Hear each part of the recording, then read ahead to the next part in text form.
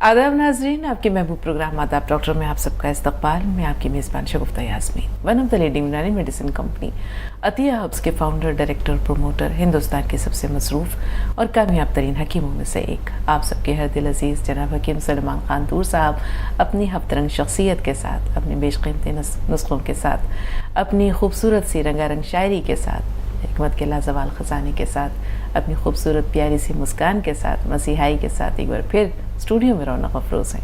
आइए मिलकर इस्तकबाल करते हैं। खुश आमदीद हकीम साहब। खुश आमदीद, आदाब, शुक्रिया।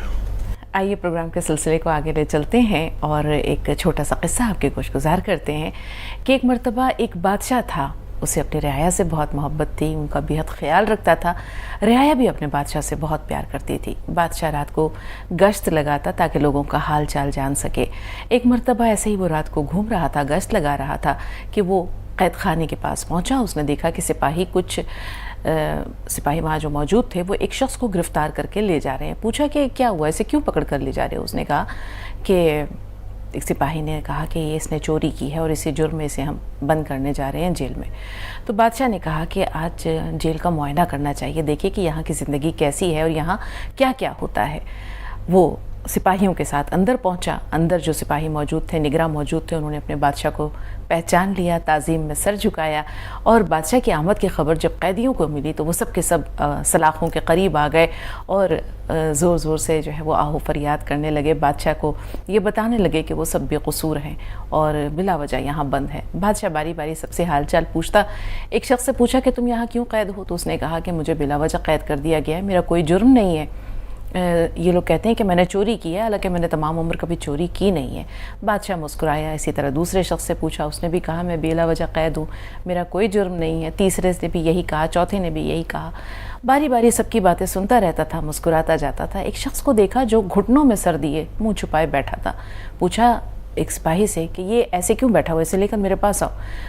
सिपाही उसको करीब लेकर आए बादशाह सलामत के। बादशाह ने पूछा क्या बात है, तुम अलग थलग क्यों बैठे हो, मुँह छुपाए? उसने कहा बादशाह सलामत, मैं बेहद गुनाहगार हूँ, मैं वाकई कसूरवार हूँ, तो इसी जुर्म में मैं यहाँ कैद किया गया हूँ। बादशाह ने कहा कि क्या था तुम्हारा जुर्म? उसने कहा मैंने ज़िंदगी भर कोई बुरा काम नहीं किया, बस शैतान के बहकावे में आकर एक मरतबा मैंने चोरी कर ली और इस वजह से मैं यहाँ कैद हूँ। बादशाह ने कहा कि यहाँ इतने सारे बेगुनाहों के दरमियान एक वाहिद तुम ही शख्स हो जो अपने आप को गुनाहगार या कसूरवार बता रहा है। तो मेरा मानना यह है कि इतने बेगुनाहों के दरमियान तुम्हें यहाँ नहीं रहना चाहिए, मैं तुम्हें आज़ाद करता हूँ। उसे आज़ादी मिल गई, बादशाह चला गया। कुछ दिन के बाद फिर आया। इस बार तमाम कैदियों ने बारी बारी अपने गुनाहों की फहरिस्त, अपने जराइम की फहरिस्त गिनवानी शुरू कर दी।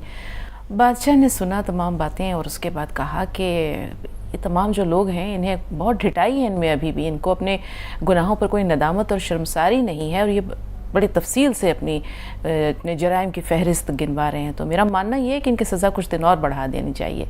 इस मरतबा बादशाह के साथ उसका वज़ीर भी था। बादशाह तो चला गया। उन लोगों ने वज़ीर से पूछा कि ये तो बताइए, पिछली बार उस शख्स ने अपने आप को गुनाहगार बताया, अपने गुनाह का एतराफ़ किया और उससे रिहाई मिल गई। इस बार हमने एतराफ़ किया तो हमारी सज़ा मज़ीद बढ़ा दी गई, मामला क्या है? तो वज़ीर ने कहा, वो दाना था, समझदार था, उसने कहा कि देखो पिछली बार तुमने ख़ुद को बेगुनाह बताया था, तो बेगुनाह बताया था तुमने, और वजह ये थी कि तुम ख़ुद को यहाँ से कैद खाने से आज़ाद करवाना चाहते थे। इस मरतबा तुमने अपने अपने जराइम की फहरिस्त बताई और तुम्हें ये लगा कि सच बता देने से बादशाह तुम्हें आज़ाद कर देगा, लेकिन आज़ादी इस बार भी नहीं मिली। और वजह यह है कि न तुम्हें अपने गुनाहों पर, अपने जराइम पर न तब नदामत थी और न आज नदामत है। यही वजह है कि तुम यहाँ कैद हो। और वो शख्स, उसको सच्चे दिल से जो है अपने गुनाहों पर शर्मसारी थी, नदामत थी और उसने दिल से इतराफ़ किया था कि वो शर्मिंदा और नादिम है। इस वजह से बादशाह ने उसे आज़ाद कर दिया। तो नाज़रीन, यही एक छोटी सी बात है इस क़स्से के अंदर कि गुनाह को कबूल करना बड़ी बात नहीं है।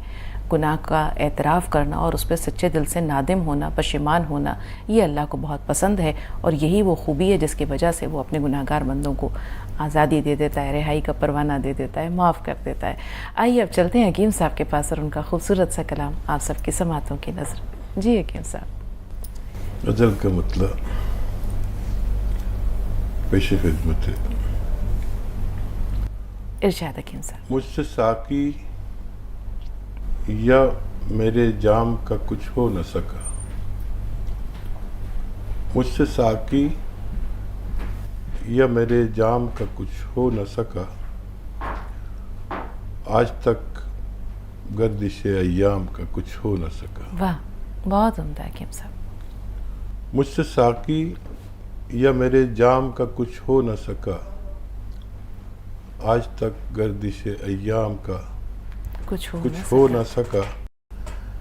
कामयाबी मुझे हासिल तो हुई है लेकिन, कामयाबी मुझे हासिल तो हुई है लेकिन, आज तक हसरत नाकाम का कुछ हो न सका। वाह वाह, क्या कहने हकीम साहब, बहुत मार्के का शेर, बहुत पाएगा। कामयाबी मुझे हासिल तो हुई है लेकिन, आज तक हसरत नाकाम का कुछ हो न सका। वाह, बहुत उम्दा। रोज बाजार में बढ़ जाती है सबकी कीमत, वाह वाह, रोज बाजार में बढ़ जाती है सबकी सबकी कीमत। वाह, मेरे कम होते हुए दाम का कुछ हो न सका। बहुत उम्दा, मेरे बहुत उम्दा। कम होते हुए दाम का कुछ हो न सका।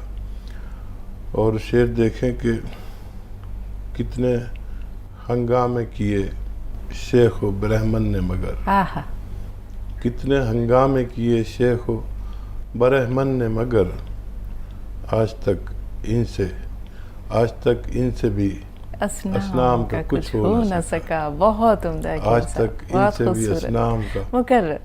कितने हंगामे किए शेख ब्रह्मन ने मगर, आज तक इनसे भी असनाम का कुछ हो न सका। वाह, और मक्ते का शेर, तूर साकी से कई बार शिकायत की है, तूर साकी से कई बार शिकायत की है, मेरे बोसीदा मगर जाम का कुछ हो न वाह, सका। लाजवाब, मेरे बोसीदा मगर जाम का कुछ हो न सका। मुझसे बेमिसाल साकी हकीम या साहब। मेरे जाम का कुछ हो न सका, आज तक गर्दिश अय्याम का कुछ हो न सका। बहुत शुक्रिया। शीरीन से बात करते हैं। जी शीरीन, इस्तकबाल आपका, फरमाइए। जी, अस्सलाम वालेकुम वरहमतुल्लाहि वबरकातुहू। वालेकुम अस्सलाम रहमतुल्लाह। वालेकुम सलाम। जी जी, मेरा पहला सवाल है कि मेरी दादी को ना 2-3 दिन से बहुत ज्यादा खांसी हो रही है, तो मैंने उनको सफिस्तान उन्नाव वाला नुस्खा दे दिया। फिर बाद में मुझे याद आया कि उसमें कुछ मिठास भी होती है, उनको वो शुगर की पेशेंट भी है, तो उनसे उनकी शुगर तो नहीं बढ़ेगी? और मुझे बहुत डर लग रहा है उस दिन से। ठीक है। दूसरा, और दूसरा सवाल है, नींबू अदरक लहसुन वाला जो नुस्खा हकीम साहब क्या है, वो गर्म पानी के साथ लिया जा सकता है? नींबू और दूसरी चीज़ों का महलूब गर्म पानी से भी ले सकते हैं। याद रहे, ये किसी किसी को खाली पेट नहीं चलता, तो पेट में कुछ खुराक हो तो इस्तेमाल करें तो ज़्यादा बेहतर है। और ये नुस्खा जो सफिस्तान उन्नाव वाला है, इसमें इतनी मिठास नहीं होती कि किसी की शुगर बढ़ा दे, तो आप दे सकती हैं अपनी दादी को, बेखौफ होकर दे सकती हैं। शाजिया साहबा हमारी अगली कॉलर। जी बताइए, क्या सवाल है? वालेकुम सलाम। जी शाजिया, वालेकुम अस्सलाम। ज़रा बुलंद आवाज़ में, आपकी आवाज़ नहीं पहुंच रही। कल मेरी बात हुई थी ना, तो थोड़ी मेरी बात रह गई थी, वो थोड़ी सी करनी है, तो अब मैं ना चीज़ें करती ले रही हूँ, इसका पूरा होने वाला है, बस थोड़ा सा रह गया। तो अब मैंने एलोपैथिक की दवा ले रही है, तो जब ज़्यादा तकलीफ थी तो एलोपैथिक दवा ले रही है, तो अब मुझे चला नहीं जा रहा है, तो सीधे पैसे पैसे पर ही सीजन की है। तो ये पूछना था कि साथ की एलोपैथिक दवा ले सकती है आपकी तैयारी पर? तो और ये भी पूछ सकते हैं कि अपने सामने काला बताया था, तो हमने वो आपसे दवाई खाने से मंगवाया है आपसे, तो वो टीचर कैप्चर के बाद ले सकती है काला वो? आपको दर्द बहुत ज़्यादा है तो डॉक्टर से कोई और ऐसी गोली लिखवा लीजिए, और जब भी गोली खाएं आप दर्द की, उसके साथ एसिडिटी की दवा ज़रूर लें। अक्सर मैंने देखा है दर्द की दवाएं एसिडिटी बहुत ज़्यादा कर देती है, कभी कभी बहुत परेशानी हो जाती है। और जब आप एस्केयर खाते हैं या टी केयर कोई भी कैप्सूल खा रहे हैं इससे मुतालिक, तो उस वक्त वो ना खाएं, गौनसिया उसके 4 घंटे बाद खाएं। इस तरह से आप लें, और मैं दुआ भी करूँगा कि आपको अल्लाह जल्दी फ़ायदा दे दे। इंशाल्लाह। तनवीर बेगम, बताएं बहन, क्या सवाल है? जी अस्सलाम वालेकुम। वालेकुम अस्सलाम। वालेकुम। जी। हकीम साहब आपका बहुत बहुत शुक्रिया। हम बहुत आपका हम इलाज करते हैं, जड़ी बूटी का सब फायदा होता है। माशा। एक हमारे भाई की पोती है 3 साल की, और उसकी हड्डी की ग्रोथ रुक गई है, पैदाइशी उसके अंदर कोई कमी आ गई है, तो वो हड्डी पूरी गरी हो रही है। तब डॉक्टरों ने जवाब दे दिया कि कोई इलाज इसका नहीं है, इसके लिए कोई इलाज बता दीजिए। उम्र बताइए उनकी। उम्र 3 साल की लड़की है 3 साल की लड़की है। जी। पैदाइशी उसके अंदर कोई कमी आ गई है, एक जान या कोई चीज होती वो बन नहीं रहा है। बच्ची दूध पीती है क्या अपनी माँ का? नहीं नहीं, 3 साल की है। हाँ देखिए, बहुत छोटी बच्ची है और डॉक्टरों ने ये कहा है, और अल्लाह रहम करे। उसकी ना रिपोर्ट आप शेयर कर लें हमसे व्हाट्सएप नंबर लेकर, हेल्पलाइन नंबर से। ये आप लाइव बात कर रही हैं तो आखिर ये देख लें कि क्या बड़ी परेशानी है और रिपोर्ट क्या है, डॉक्टर क्या कहते हैं। ये सब समझने के बाद हम उसके लिए कुछ कर सकते हैं। जी। उम्रा अगली कॉलर है हमारी। बताएं उम्रा, क्या सवाल है? जी हाँ, इस्तकबाल है उम्रा, सवाल बताइए। जी अस्सलाम वालेकुम। वालेकुम अस्सलाम। वालेकुम। जी मेरा सवाल ये है, टीवी का वॉल्यूम थोड़ी देर के लिए म्यूट कीजिए उम्रा। जितनी देर आप सवाल बयान कर रही हैं सिर्फ उतनी देर के लिए। जी, फिर बढ़ा लीजिएगा। जी मैं हाँ। 16 साल की हूँ अभी, और ना मेरे बाल ना पकने लगे हैं, अभी से वाइट होने लगे हैं, और मेरे भाई के भी ऐसा ही है, बाल जो है वाइट होने लगे हैं और पकने लगे उम्र से पहले ही। तो इसका कोई ठीक। देखिए, रो कने बादाम हो अच्छे किस्म का, बादाम का तेल बहुत अच्छे किस्म का हो, वो 1 चम्मच लें और वो दूध में डाल दें। और एक आता है गौन मोरिंगा सफ़ेद, वो 1 ग्राम दूध में डाल दें और आपके भाई दोनों दिन भर में 1 बार पी लिया करें। इंशाअल्लाह फ़ायदा मुमकिन है। ब्रेक के बाद आप सबका भी इस्तकबाल है और एक बार फिर पुरतपा खैर मक़दम हकीम साहब का तमाम नाज़रीन की तरफ से खुश आमदीद हकीम साहब। आदाब। बहुत छोटी उम्र में हकीम साहब ऐसी परेशानियां सामने आ रही हैं। आप ये देखिए, बच्चों की उम्र क्या है, सिर्फ 16 साल बच्ची की उम्र है। अगर अभी से ये बाल ना थमे और ये रुकने का सिलसिला, सफ़ेद होने का सिलसिला जारी रहा तो फिर क्या होगा ना जाने। ये खुराक की कमी में, कुछ खुराक में लाजमी अज्जा नहीं मिल रहे, डिप्रेशन है, थकन है, क्या चीज़ है जो बच्चों को इतनी तेज़ी से, इसे कहेंगे ना कि क़ब्ल अज़ वक्त बाल सफ़ेद होना। पहले तो लोगों के 70-80 साल की उम्र में बाल नहीं सफ़ेद हुआ करते थे। और देखिए, ग़िज़ा जो आपने कहा कि ग़िज़ा भी उस टाइप की नहीं खाते बच्चे आजकल। दरअसल बड़ी कीमती ग़िज़ा है ये, अपने घर का यानी अपने माँ के हाथ का या खाना बना हुआ बहुत कीमती है। और माँ के हाथ का भी वो खाना जो माँ घर में मसाले तैयार करके, मतलब पीस कर तैयार करती है। और ख़ुराक पे ज़्यादा गौर करें।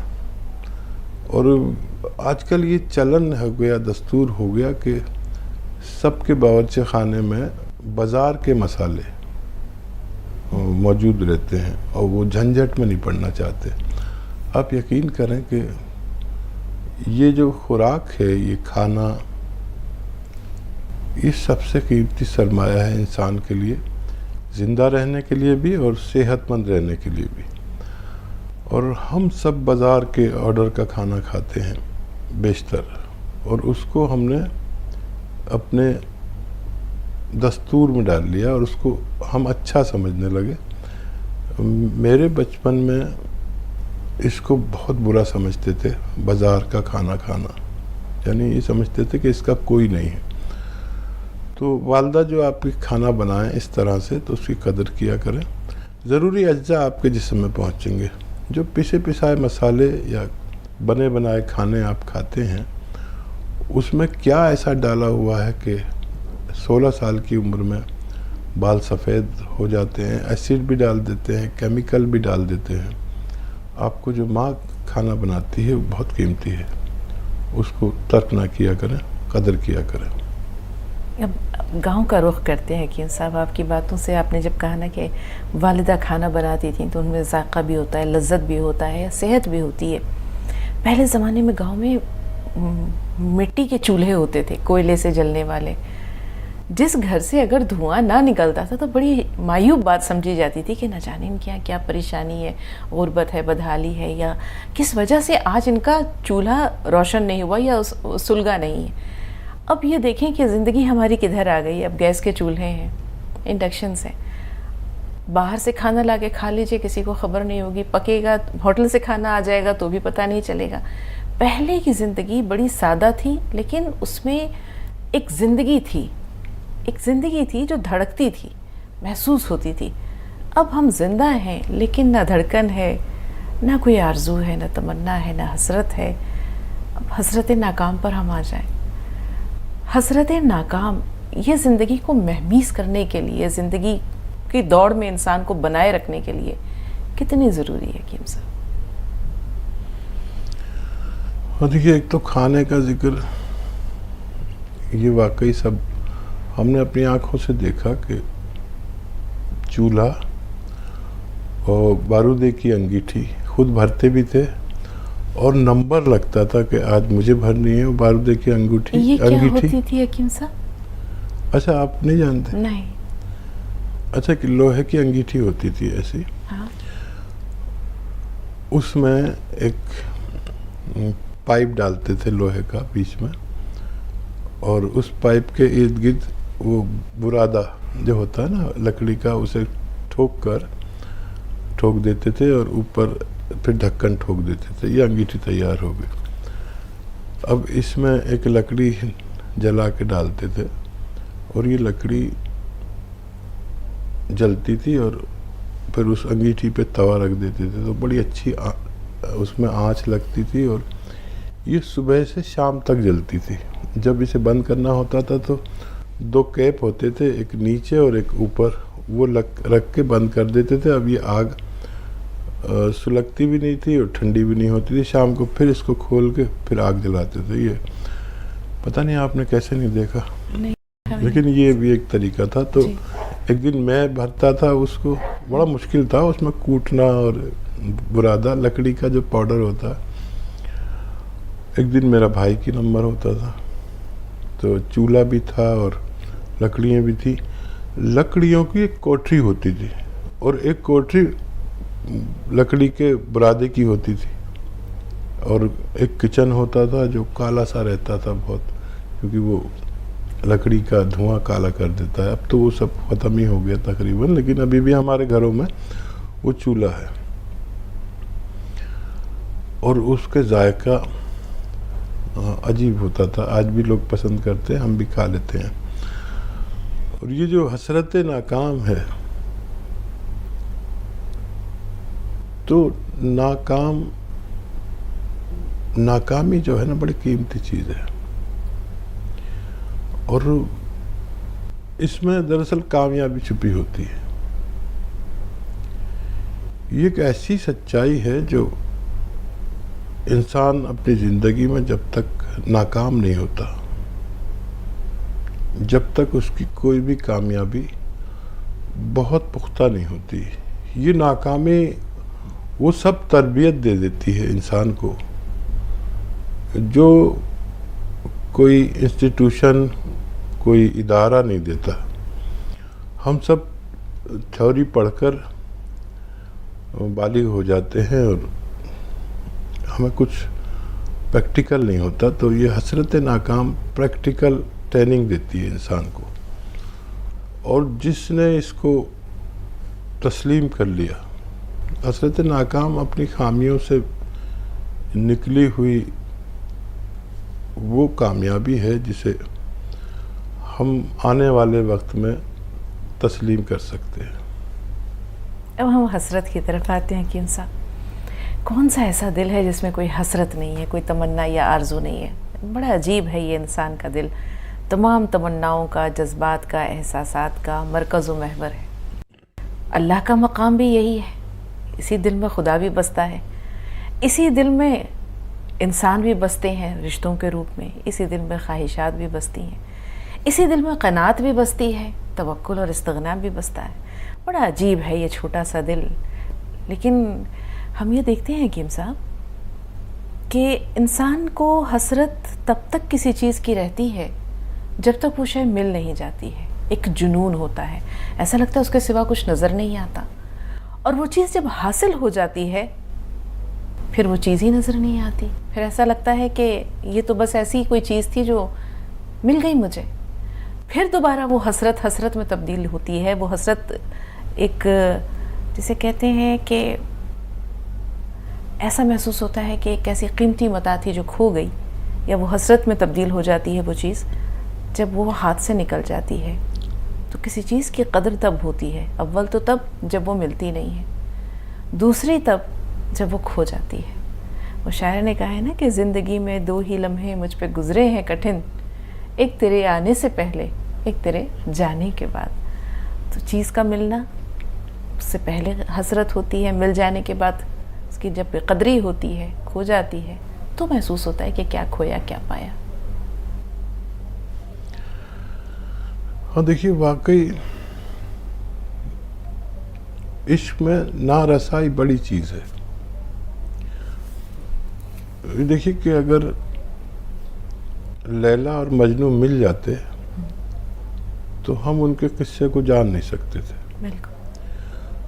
तो क्योंकि उनकी रसाई नहीं हुई तो एक बड़ी बात, बड़ा काम हो गया। और शायद वो लैला अगर मजनू को मिल भी जाती तो वो हसरत नाकाम ख़त्म हो जाती, जुस्तजू ख़त्म हो जाती है। मैंने अपनी ज़िंदगी के इस हिस्से पर और उस हिस्से पर बड़ा गौर किया जब मेरे पास हर चीज़ की कमी थी, लेकिन जिसमें तहरीक बहुत थी, हर चीज़ को पाने की ख्वाहिश बहुत थी। और आज जो मैं ज़िंदगी जी रहा हूँ उसमें ख्वाहिश कोई नहीं है। मेरी अभी बहनें और सब आए हुए थे और मैं यकसुई इख्तियार कर लेता हूँ गांव में, एक कमरे में एक अक्सर अकेला रहता हूँ। तो सब पूछने लगे कि क्या वजह के इतना नाम, इतना सब कुछ, और वो सब कुछ जो एक इंसान तमन्ना करता है वो तेरे पास है और जो चाहे तो हासिल कर सकता है, लेकिन इतनी तन्हा क्यों ज़िंदगी गुजारता। तो मैंने उनसे कहा कि यही वजह है कि जब तक मैं इन चीज़ों तक पहुंच नहीं पाता था, जब तक मुझ में बड़ी तलब थी। अब हर चीज़ हासिल है, शायद यही मेरा ऐसा पॉइंट है जिसको मुझ में तहरीक नहीं रही, तलब नहीं रही। बगैर तलब की ज़िंदगी भी ठीक नहीं है। आपको सब कुछ हासिल हो जाएगा तो आप परेशान हो जाओगे। इंसान के लिए कोई तमन्ना, कोई तलब, कोई ख्वाहिश बड़ी ज़रूरी है, जो शायद मुझ में अब नहीं रही। जय हिंद, स्वागत है आपका। सर मेरी मम्मा है,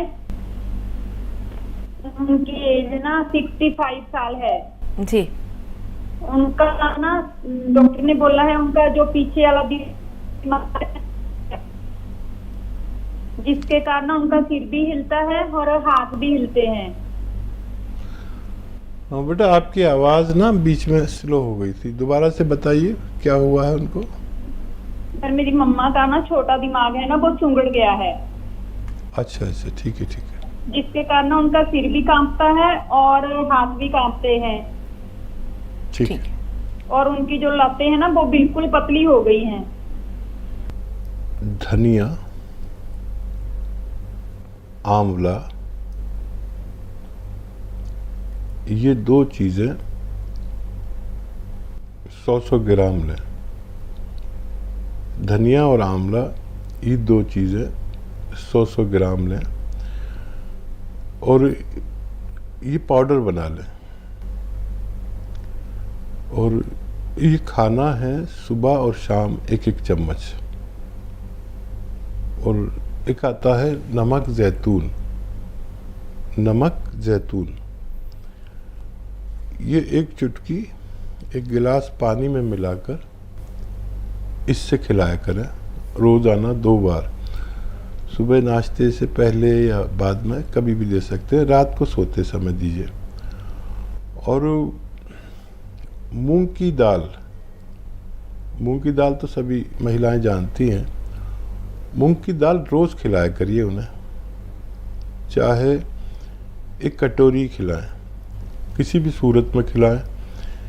ये भी हो सकता है कि आप हलवा बना के खिलाएं, मूंग की दाल सब्ज़ी बना के खिलाएं, और मूंग की दाल भुनी हुई भी आती है।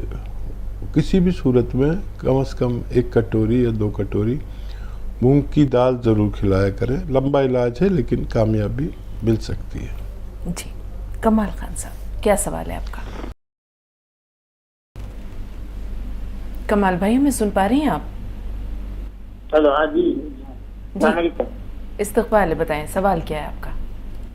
हकीम साहब, अस्सलाम वालेकुम। वालेकुम सलाम। मैं बोल रहा हूँ मेरे तो हाथ तो इंशाल्लाह ठीक हो चुका है, क्या मैं वो सिरका खाऊंगा क्या फिर? और वो मेरा कुछ शुगर बढ़ गया है, शुगर में निकल गया है, वो दवा खाने से तो कंट्रोल है, लेकिन क्या उसके लिए कुछ नुस्खा बता देंगे? अच्छा, मेरी कोई दवा आप ले रहे हैं? मेरा नुस्खा, मेरा बताया कोई नुस्खा ले रहे हैं क्या आप? जी ले रहा हूँ। ठीक है। हाँ, हाथ तो आपका ठीक हो ही चुका है माशाल्लाह, और भी आप कुछ दिन दवा लेकर उसे छोड़ सकते हैं।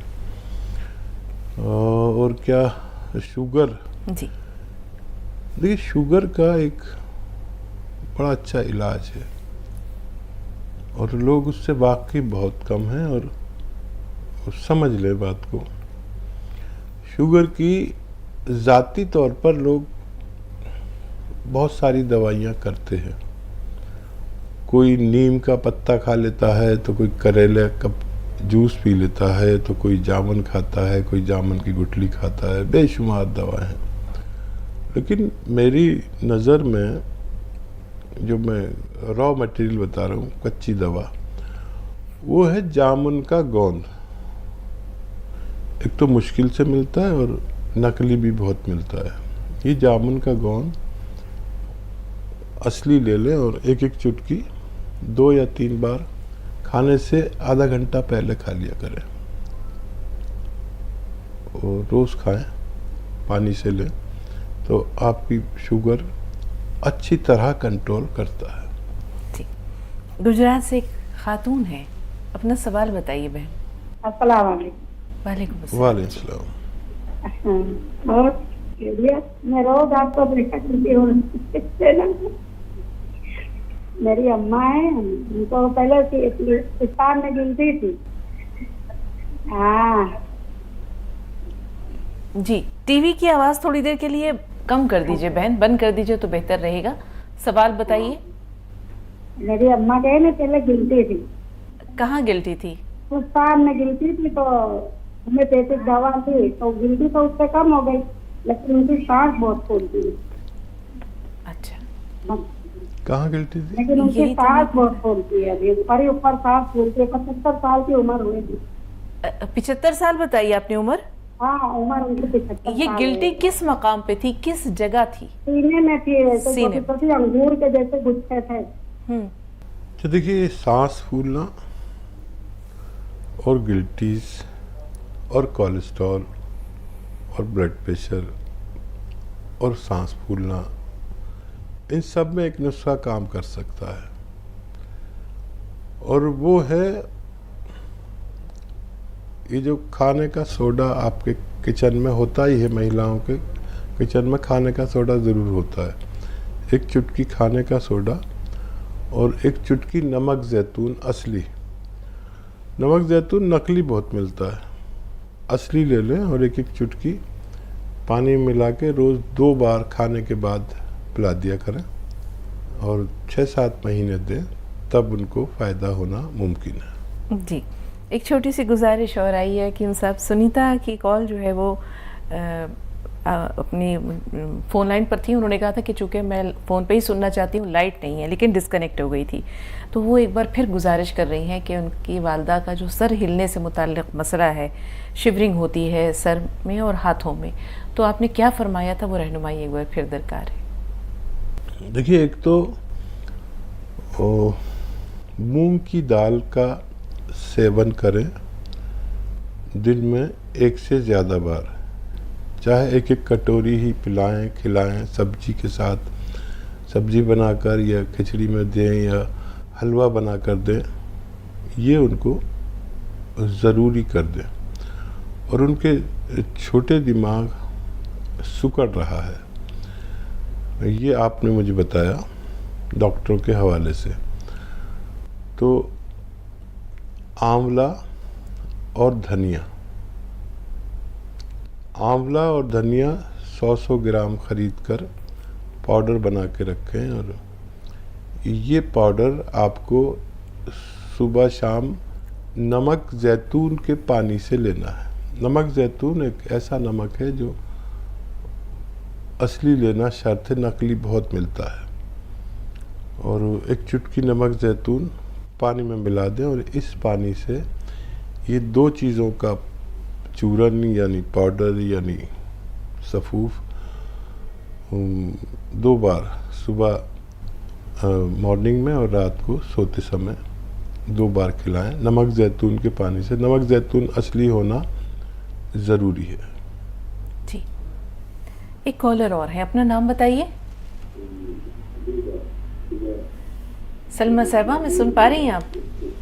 हेलो जी सलमा साहिबा, सवाल बताइए। हाँ जी, मेरे ना जड़े दांतों में मसूड़े हैं ना, हाँ, वो बहुत वीक हो गया, मतलब कमजोर होए, वो छोटे हो गया, सुंगड़ गए आ ते उसका इलाज कोई होवे घरेलू जिवें। ते दूसरा नंबर ये है, मेरा सवाल है कि जड़ा कैल्शियम घटदी है हड्डियां दी, हाँ, वो घर विच किहड़ी चीज खाधी जावे भी जिंदे नाल वो पूरी हो सके रोजाना दी, मतलब ठीक है, रूटीन विच।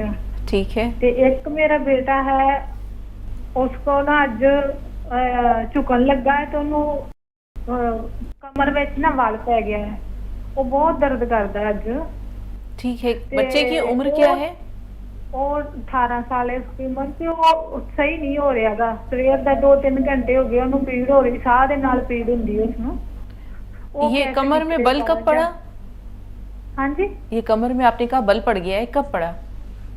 हाँ, आज सवेरे सुबह ही आज सवेरे की बात है, ठीक हाँ है, जी। तो वो ठीक नहीं हो रहा, मतलब दर्द करता बहुत ज्यादा। ठीक है, उसका भी कोई इलाज बता देना ਸਾਨੂੰ। बेहतर, ठीक है। हाँ जी, एक चीज़ आपसे पूछनी थी, आप फोन लाइन पर हैं सलमा? हाँ जी, हाँ जी। आपने कहा आपके मसूड़े जो है ये कमज़ोर हो गए। अक्सर ऐसा होता है कि ये मसूड़े जो हैं ये ऊपर को जाने लगते हैं और दांत नुमाया होने लगते हैं, ये हाँ जी, हाँ जी, हाँ, यही हो रहे हैं? ऐसा ही है। हाँ, भी वो ठीक। छोटे हो गए, ऊपर वो छोटे हो गए ना, ते उसको विच वो लगी हुई, सड़न जी लगी हुई है। ठीक है, वो ठीक, हाँ, बताना है भी वो कैसे ठीक हो ठीक जाएगा। भी डॉक्टरों के वो डॉक्टर तो बोलते हैं भी साफ कर देंगे, सफाई कर देंगे, हाँ। पर वो बाद च दंद कहते हैं भी कमजोर हो जाते हैं, फिर छेती निकल जाते हैं दंद। ठीक है। जी जी हकीम साहब। अच्छा, देखिए, एक तो जिस उम्र में आप हैं, मैं समझ सकता हूँ जिनका बच्चा 18 साल का हो तो उनकी उम्र क्या होगी। यहाँ पर हमें कैल्शियम की ज़रूरत पड़ती है, तो एक कैल्शियम एक हफ्ते में 1 या 2 कैल्शियम की टैबलेट ज़रूर ले लिया करें, एलोपैथ में ले लें। उसमें वो सब होता है जो हमारे शरीर को ज़रूरत होती है। और ये सोडा जो खाने का आपके किचन में होता है ना, मीठा सोडा जिसे कहते हैं, ये 1-2 चुटकी ऐसे रख लें अपनी हथेली पर और उससे अपने दांतों पर मालिश किया करें रोज़ाना, अंदर बाहर पूरी जगह। और आप थूक सकते हैं, जो गंदगी निकलती है उससे थूक सकते हैं, लेकिन कुल्ली मत करिए। कुल्ली आप 1-2 घंटे ना करें, चाहे तो कुछ खा पी भी सकते हैं, लेकिन कुल्ली ना करें कुछ देर। एक बार ये ज़रूर किया करें। याद रहे कि ये दांतों और मसूड़ों के लिए किसी भी पेस्ट, जो टूथपेस्ट होते हैं, उससे अच्छा पेस्ट ये है। लेकिन हमें कदर नहीं है अपने किचन के इस सोडे की। आप रोज़ाना 1 चुटकी उससे ज़रूर मांजा करें, तो एक तो ये होगा कि और सिकुड़ने बंद हो जाएंगे और कोई गंदगी कुछ भी होगा वो निकल जाएगी। और मालिश किया करिए। जब हम दांत अपनी उंगली से मांजते हैं तो मसूड़ों की मालिश अपने आप होती है। पहले मसूड़े ऐसे ही मांजे जाते थे, अब ये सब पेस्ट आ गए, तो मैं तो आज भी रोज़ाना 1 बार करता हूँ ये, और बड़ा फ़ायदा रहता है, गंदगी को निकालता है ये। और बच्चे के लिए गोंद स्याह खरीद लें, असली, नकली ना ले लें, और आधा ग्राम सुबह आधा ग्राम शाम दूध के साथ खाने के बाद देना है।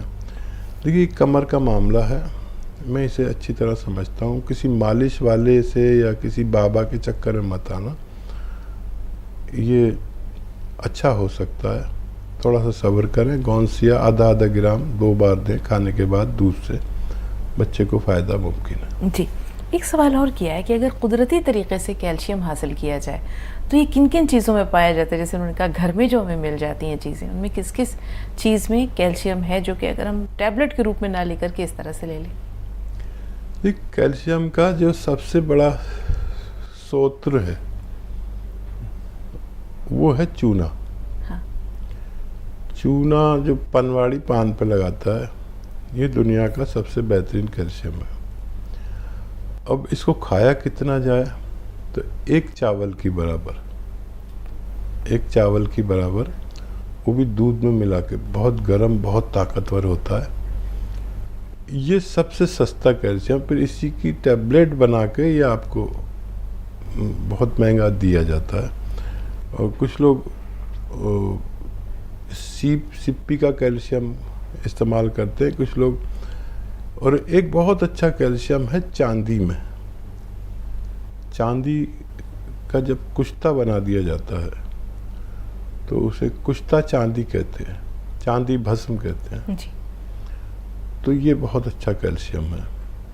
और दूध में कैल्शियम, वैसे तो आप जो कुछ खाते हैं उसमें कुछ ना कुछ कैल्शियम की मात्रा होती है, लेकिन ये इसके स्रोत हैं। अस्सलाम वालेकुम। वालेकुम अस्सलाम रहमतुल्लाहि व बरकातहू। जी मेरा नाम जियाउद्दीन है। जी जियाउद्दीन साहब, मैं हैदराबाद से बात कर रहा हूँ। मेरे 3 सवाल है। हाँ, पहला, मैं डायबिटिक पेशेंट भी हूँ और मेरा सीरम क्रिएटिनिन 1.9 है।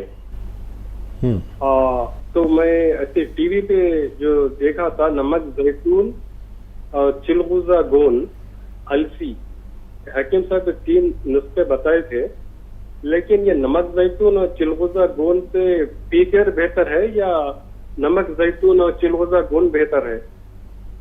ठीक है। तीसरा सवाल ये है कि अलसी आधा चमचा खा रहा हूँ, लेकिन लूज मोशंस और खुजली भी हो रही। और तीसरा सवाल ये है कि मैं नमक जैतून चिलगुजा गोन आपके पास से मंगाया, मैं 10 दिन हो गया, अभी तक दवा नहीं मिली। और वो हैदराबाद में आ चुकी है, बोल रहे हैं शायद आज या कल में मिलेंगे, बोल रहे हैं 10-12 दिन हो गया, अभी तक नहीं मिली। तो इसका तरीका क्या है? और पी केयर की भी एडवाइस कर रहे हैं, चलो पी केयर भी बेहतर है, तो दोनों में कौन सी बेहतर है, जरा वो मशवरा चाहिए था। और नमक जैतून चिलगुजा गोन और अलसी का तरीका, खाने का तरीका चाहिए था। बेहतर भाई, बेहतर। जी हकीम साहब, नमक जैतून 1 चुटकी पानी में मिला लेते हैं और इस पानी से आधा चम्मच अलसी और एक चुटकी गोंद चिलगोज़ा आप एक वक्त में एक बार ले सकते हैं और पूरे दिन में 2 बार भी अगर ज़रूरत पड़े तो ले सकते हैं। और नमक ज़ैतून की जगह आप पी केयर भी ले सकते हैं। ये दोनों आपके गुर्दों की आलूदगी यानी किडनी की गंदगी, जो क्रिएटिनाइन आपका 1.9 हो गया है तो वो जो 9 है वो ज़्यादा है, और ये लेने से आपको क्रिएटिनाइन ज़रूरत के मुताबिक आना चाहिए। और दवा की शॉर्ट बहुत रहती है हमारे यहाँ, कभी कभी ताख़ीर हो जाती है, बहुत ज़्यादा ऑर्डर होते हैं क्योंकि पूरे भारत में हम ही असली दवा किसी तक पहुंचा पाते हैं, बाकी सब लोग नकली बेचना शुरू कर दिया है, तो इसलिए डिमांड ज़्यादा होती है। ताख़ीर के लिए माफ़ी के साथ आप इसे इस्तेमाल कर सकते हैं। जी, एक छोटी सी बात हकीम साहब, 2 कॉलर्स हालांकि फ़ोन लाइन पर मौजूद हैं। अलसी इस्तेमाल करने से इनकी ख़ारिश या खुजली क्यों है? नहीं, अलसी से तो ख़ारिश चली जाती है, और आपको ऐसा लग रहा है कि ख़ारिश नहीं जा रही है तो खाने का सोडा भी एक चुटकी आप इस्तेमाल कर सकते हैं, और एक चुटकी काली मिर्च का पाउडर भी रोज़ाना 1-2 बार इस्तेमाल कर सकते हैं। जी, इससे लूज़ मोशन जो है वो भी ठीक हो जाएगा? इन्होंने इसका भी सरसरी जिक्र किया है। हाँ, लूज़ मोशन दरअसल नहीं है, कुछ खुजली या ऐसा कुछ पेट की कुछ और प्रॉब्लम है। बेहतर। सरताज बेगम, बताएं क्या सवाल है आपका? अस्सलाम वालेकुम रहमतुल्लाहि व बरकातहू। वालेकुम अस्सलाम व रहमतुल्लाहि व बरकातहू। अरे सर, मुझे बहुत खुशी हो रही है, मैं आपके प्रोग्राम में मेरा कॉल लग गया है। मेरे 2 सवाल हैं। हाँ हाँ, पहला जी, मैं शुगर है, शुगर के लिए कोई घरेलू नुस्खा, और घुटनों में दर्द ज्यादा है, उसके लिए कोई घरेलू नुस्खा, और मेरी बेटी की उम्र 18 साल है, उसके बाल लगातार झड़ रहे हैं, उसके लिए कोई नुस्खा बताइए प्लीज, बहुत मेहरबानी होगी, बहुत शुक्रिया, बहुत खुशी हो रही है। हमेशा खुश रहें, हमेशा खुश रहें। जी जी हकीम साहब। अच्छा, देखिए, एक तो बेटी को शैम्पू के इस्तेमाल से रोक दे तब भी उसे बहुत फ़ायदा होगा। आजकल शैम्पू बहुत ख़तरनाक और तेज़ आ रहे हैं, वो लटके रहते हैं दुकानों पर, इतनी लंबी लंबी जड़िए और एक से एक बढ़कर, लेकिन वो हैं बहुत नुकसानदेह। सबसे ज़्यादा नुकसान हमें शैम्पू देता है। नॉर्मल साबुन वो यूज़ करें। एक तो ये बच्ची को गोंद मोरिंगा सफ़ेद 1 ग्राम रोज़ाना पानी, दूध या नारियल पानी से दिया करें। एक बार, किसी भी वक्त एक बार 1 ग्राम गोंद मोरिंगा लें तो बालों की मजबूती, दराजी और ग्रोथ के लिए ये दुनिया का बेहतरीन नुस्खा है। लेकिन गोंद मोरिंगा सफ़ेद वाला लेना और असली लेना। दर्द के लिए गोंद सियाह सबसे बेहतर है दुनिया में। गोंद सियाह अगर असली मिल जाए तो दर्द की ऐसी दवा, मैंने अपने तजर्बे में ऐसी रॉ मटेरियल, कच्ची दवा आज तक नहीं देखी जिसको असली मिल गया उसको फ़ायदा मुमकिन है। जी, डायबिटिक है, कोई नुस्खा, घरेलू नुस्खा जो कि कंट्रोल में रहे? डायबिटीज़ के लिए देखिए दवाएं खानी पड़ती हैं। घरेलू नुस्खा तो यही है कि आप मीठे से परहेज़ करें, 1 घंटा पैदल चलें, 5 बार गर्म पानी पिएं, और कुछ ऐसी मशक्क़त करें कि आपके पसीने आ जाएं रोज़ाना कम से कम 1 बार। ये घरेलू नुस्खा है। बाकी जो चीज़ें हैं वो दवाएं काम करती हैं। एलोपैथिक लोग लेते हैं, अच्छी दवाएं हैं एलोपैथिक, आप भी वो ले सकते हैं। और यूनानी में जामुन का गोंद असली अगर मिल जाए तो एक एक चुटकी सुबह शाम खाने से आधा घंटा पहले लिया करें। ये यूनानी की सबसे तेज़ असर रॉ मटेरियल है जो बहुत तेज़ी से आपकी डायबिटीज़ कंट्रोल करती है। लाइबा, हमारी आवाज़ सुन पा रही हैं आप? हेलो जी, अस्सलाम वालेकुम अस्सलाम वरहमतुल्लाह जी। हकीम साहब कैसे हैं आप? अल्हम्दुलिल्लाह, आप बताइए कैसी हैं? हकीम साहब, मेरा एक सवाल है, लेकिन उसको बताने से पहले मैं आपको एक मम्मी की बात बताना चाहूंगी।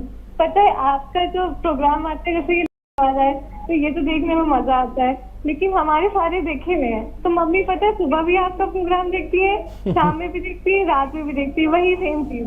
और मुझे सारे नुस्खे रट गए, उनको भी रट गए। तो इससे पहले आप किसी को दवाई बताएं, वही बता देती है। तो मैं कहती हूँ आपको देखती हूँ मैं।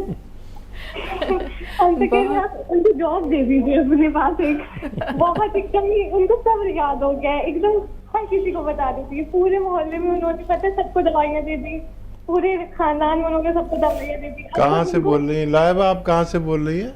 लखनऊ से। हमारी बात हो चुकी है क्यों साहब पहले भी।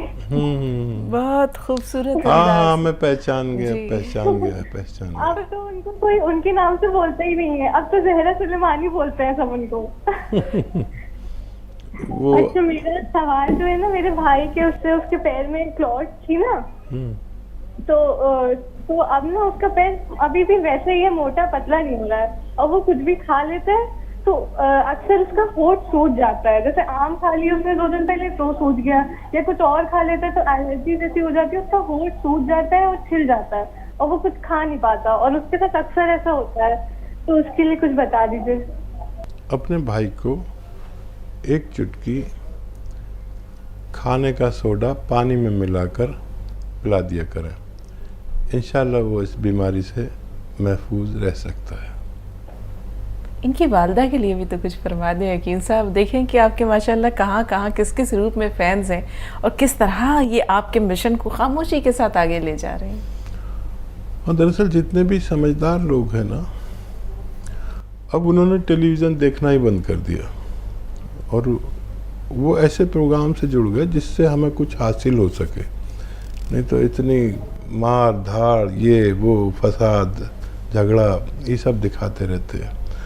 तो जितने भी पढ़े लिखे और समझदार लोग हैं वो ऐसे प्रोग्राम जिससे कुछ मालूमात होती है उससे जुड़ने लगे। ये अच्छी बात है और ज़्यादा देखने में कोई बात नहीं है।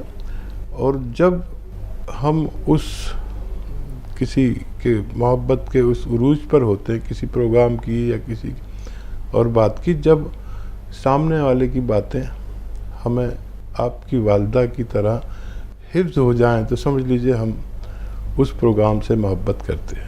जी, परवीन साहब है राब्ते में। जी बताएं बहन, क्या सवाल है? परवीन साहबा, हमें सुन पा रही हैं?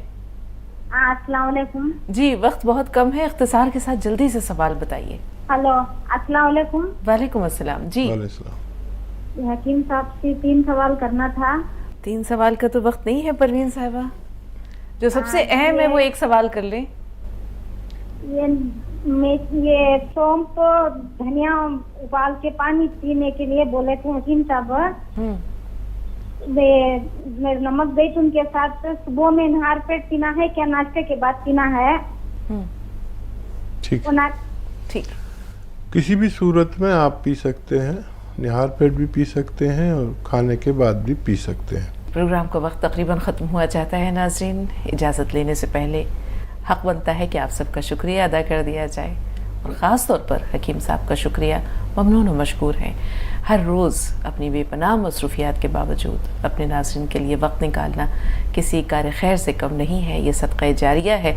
हम तो सिर्फ ज़बानी तौर पर सिर्फ शुक्रिया अदा कर सकते हैं, लेकिन अज्र खैर देना अल्लाह के नज़दीक है और वो इसका आपको कितना अज्र देगा ये मेरा रब जानता है।